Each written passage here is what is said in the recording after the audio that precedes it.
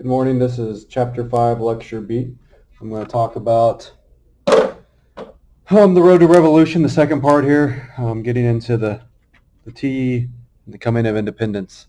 It'll be about another 10, 12-minute lecture, and then tomorrow I will finish up the lecture, most likely. Okay. John Wilkes was a radical journalist. So if you're looking on here, the road to revolution number 3, John Wilkes was a radical journalist known for scandalous writings and was expelled from his seat. Wilkes and liberty became a rallying cry. Rumors that the Anglican Church in England planned to send bishops to America feared they were coming to establish religious courts. So John Wilkes was expelled from his seat because of his radical writings. And knowing that one thing that the colonists are going to push for consistently is the freedom of the ability to write. Going back to the trial a generation before of I think it was Zinger.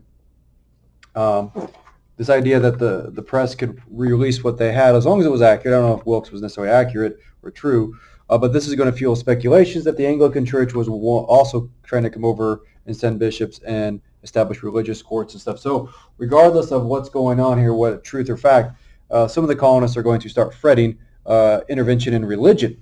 One of the tenets for some of the colonists that came over a couple hundred years prior.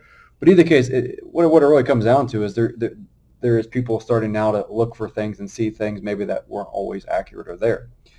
The reality was the Anglican Church was not necessarily going to come over and lay the law down to the churches, but it doesn't matter. Even if there was a rumor, it would spread like wildfire, which is going to come over to the Tea Act, one of the most infamous and most important things in American history.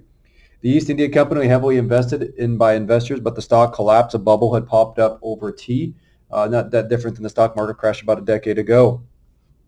It needed a bailout, and the British government was willing to do this because this struggling company was very important to the British, and they didn't want it to go under. They gave it rebates and this incentive to sell tea to the colonists.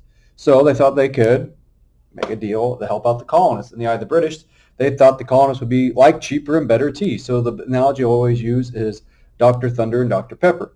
If Dr. Thunder is significantly cheaper than Dr. Pepper, many people will buy the Dr. Thunder if they like the taste to save some money. And the colonists did that. They bought cheap, smuggled-in tea.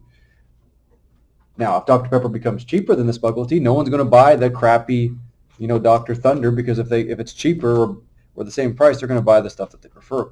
And this is what the Tea Act did.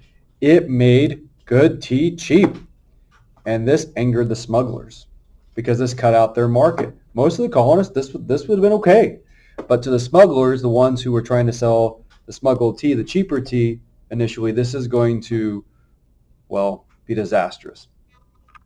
They also didn't like the idea of the British controlling taxes or issuing anything new. Thus, the Boston Tea Party will happen on December 16, 1773, when the Sons of Liberty will dress up as Mohawk Indians, will go into Boston Harbor and dump millions of dollars in tea. And this is more than 1 year's worth of tea. I don't remember how many years, but about $4 million in lost tea for the company. I even think in those days, it was a massive, massive hit by the company.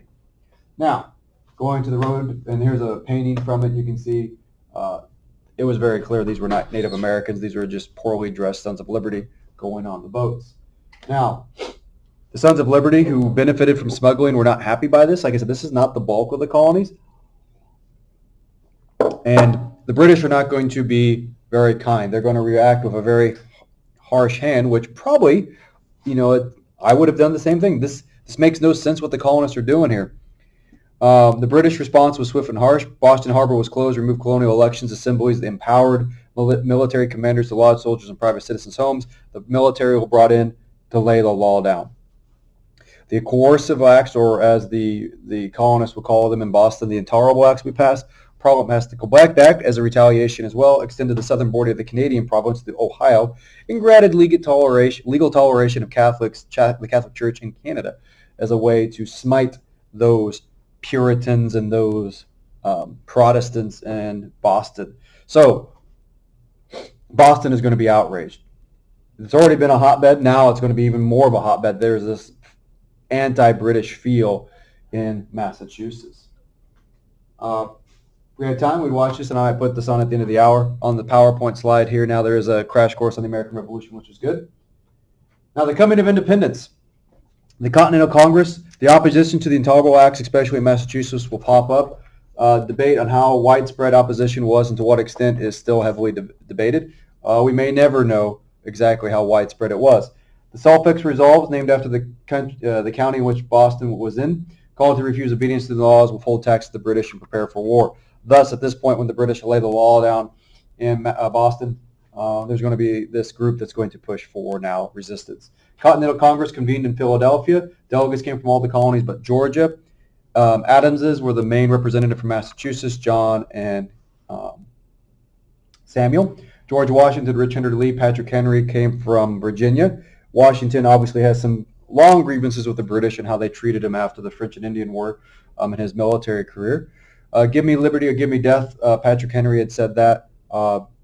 Now, the idea of liberty here is more tied to economics than a lot of representation freedoms at times. Some people get all up in arms about representation or taxation. Sometimes it just comes down to economic opportunity. All these men came from the upper class in the colonies. They were not common men. So what their ideas of freedom were not the same that Joe Smo out the boat docks would be, or a common white farmer or anything like that. These men are upper class. They're looking at bigger picture things. They're looking at economic opportunity. They're looking at just how the British controlled their empire. So they're not necessarily on board with giving liberty to everybody. Just understand that. And that's something we often talk about as well.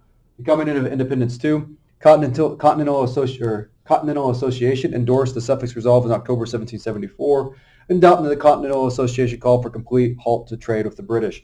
Authorized local committee of safety to oversee its mandates and take action against those who oppose liberty. Began the processing of transferring effective control from established governments to local communities.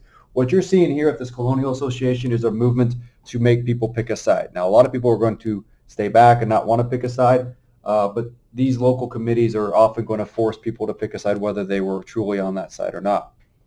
The sweets of liberty. Talk of liberty pervaded the colonies based claims not just on being British, but also on the rights and natural and universal freedom of men. Like I said, to the commoners, to the middle class and the upper class, this is going to mean a different thing. This is going to mean also difference to the blacks who just wanted a simple freedom from slavery. This is going to be to the indentured servants that still existed, to the poor whites, the opportunity to move up. So the freedoms, the sweets of liberty are going to be different across the board. Coming of Independence 3, the outbreak of war. By the time the Second Continental Congress met in May of 1775, war had broken out. On April 19th, British soldiers amassed on Boston and Concord, seeking to seize arms, being stockpiled there. Riders rode ahead and warned the British had advanced. This is the famous ride of Paul Revere, and I can't remember the other rider, who's actually did more truth to it. Skirmish between Lexington Concord was a shot around the world. If you ever watched Schoolhouse Rock, that is what they were referencing. Fort Ticonderoga will be taken by Ethan Allen, the Green Mountain Boys, and Benedict Arnold will have success against the British in the north. Battle of Bunker Hill and Breeds Hill, British will have heavy losses. This is the famous do not shoot to the white of their eyes. Due to cannons arriving from Ticonderoga, the British will pull out of Boston, and Boston will initially be secured by the rebels. Now, this is the transferring of, from the American Revolution, this idea of freedom and stuff, to the American War of Independence. British responded authorized the creation of the Continental Army by General Washington and volunteers, and this will be the creation of the first American military unit. British responded by declaring the colonies in rebellion, closed the ports, and sent thousands of troops. Now, the problem with the British is they're going to be slow to respond because of moving their troops from around the world to the colonies, but this is a clear act of rebellion, with one of gaining strength, or gaining popularity, I should say. Now, independence. Many still prided themselves of being British in 1775 and shied away from breaking away or taking a side. Like I said, some people just pulled back and wanted to see who'd win. Elites in New England and Virginia tended to favor a breakaway, mostly for economic opportunity and control. Lord Dummel's proclamation also made a lot of Southerners mad, offered freedom to slaves who escaped and bore arms for the king. So initially, South Carolina and North Carolina may have been more pro-British because of the economic success, but when Lord Dunmore does, this is going to anger those in the South, and they're going to then pledge themselves to this new country. New York and Pennsylvania were not overly on board with resistance, and it will take some time for them to come on board.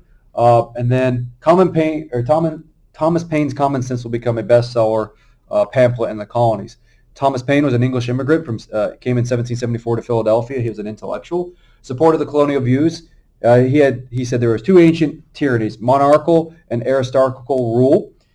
Basically, heredity of politics by kings and elites was wrong or bad. And so he's looking at England, where only a few people own land.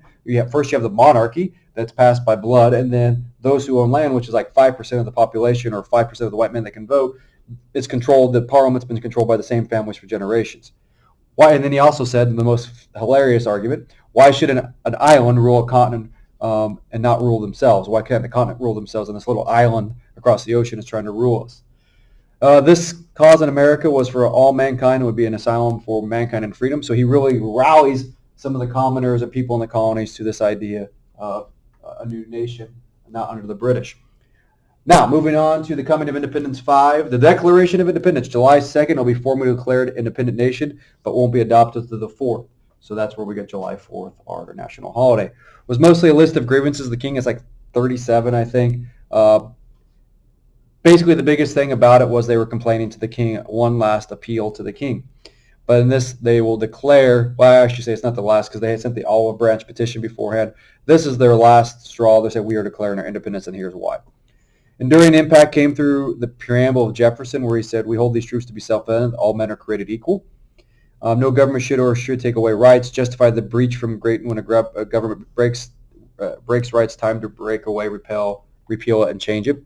Pursuit of happiness, change from property, made America the place where one can make themselves better and pursue their dreams by determination. So the Declaration of Independence, though it's not legal law, broke us away from Great Britain and laid out some key ideas that will have huge mindsets or basis for future Americans. Now, on the silent of mankind, what does this mean? American exceptionalism, the belief the United States had a special mission to be a refuge of tyranny, a symbol of freedom, and a model for the rest of the world, was there from the beginning of this country. This was this notion that we were going to set a precedent, and this was be a new beacon of hope. Now, James Madison, Workshop of Liberty to the Civilized World. James Madison will obviously be important later on as he will be write the Constitution. But what we're looking at here is a lot of these elites, at least in the upper class, viewed what was going on in the United States as radical. And one thing it was radical because they were challenging generations, hundreds of years of established rule, law, and way of doing business. Right or wrong, things will change at this point in the world. Now, the Global Declaration of Independence, since the writing of the Declaration, numerous revolutions have quoted it, using it. Since 1776, there have been strong anti-colony feelings by many. We will be the first colony to break away and rebel and create our own country. So, to recap today, just thinking about everything we've talked about, what you're going to see in the escalation from 1765 to 1775 in this decade we talked about today is a radical change in the mindset of how the colonists are doing business. They're going to move away from tolerating the British or boycotting them to now we're going to start fighting them, arm ourselves. And like I said, it starts in Massachusetts. It will spread slowly out from there. And it will not be initially that everyone's on board with this idea. But what's going to happen is you're going to have a country that will be made in a different way, and one that will probably be kind of lost initially to fully understand what was going on. Now, the American Revolution, as you study history, is not one that ends in 1781 when we'll get to the conclusion of the American War of Independence. But what you're going to see is from really 1765-ish, give or take how you want, all the way to 1815, you're going to see a rapid transformation of American rights, liberty, and this is how things are done. So the American Revolution will not conclude when the war is actually over. The American War of Independence is really just 1775 when fighting starts all the way to 1781, about 6 years of actual fighting. That's the War of Independence. So we'll get more into securing independence and the end of the war tomorrow. This course will not go into heavy detail of each specific battle, but more as an overview narrative. Have a good day.